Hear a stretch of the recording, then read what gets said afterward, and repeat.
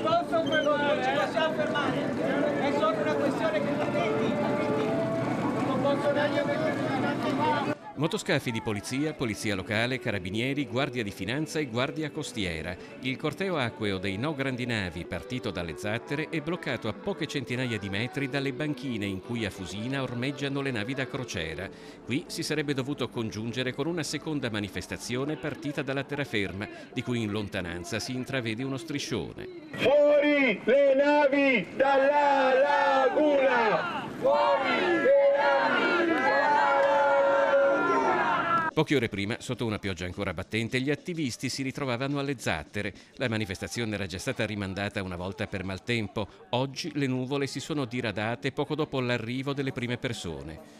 È vero che le grandi navi non possono più passare per il canale della Giudecca e il bacino di San Marco, ma all'orizzonte ci sono altri piani ed è questo il motivo della contestazione.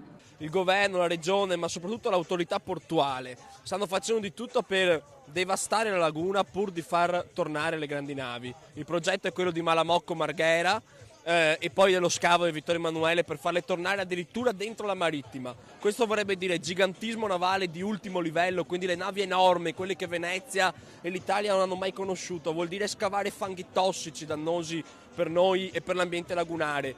Vuol dire pericolo, perché i venti forti potrebbero far sbandare le navi direttamente sull'area industriale di Marghera. 3 barche unite assieme con le sembianze di un pesce arrivano alle Zattere e il segnale che il corteo acqueo è pronto a partire.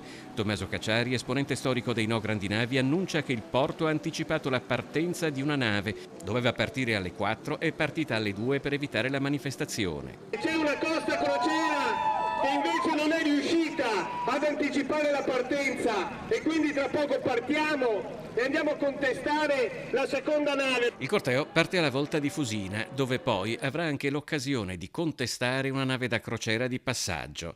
Il segnale di un deciso dissenso è stato lanciato. Oltretutto, Venezia, sostengono dal comitato, non ha bisogno delle navi da crociera nemmeno dal punto di vista economico. Ormai da qualche anno la crocieristica è ferma. Non mi sembra che in questa città il turismo sia sceso, non mi sembra che l'economia sia andata in crisi, non mi sembra che stiamo vivendo una carestia. Mi sembra che anzi la città continui a vivere il problema della monocultura turistica a fronte di una città che si spopola a causa del turismo. Ci servono le navi? Ci serve 1,5 milioni di turisti in più all'anno? Noi pensiamo di no.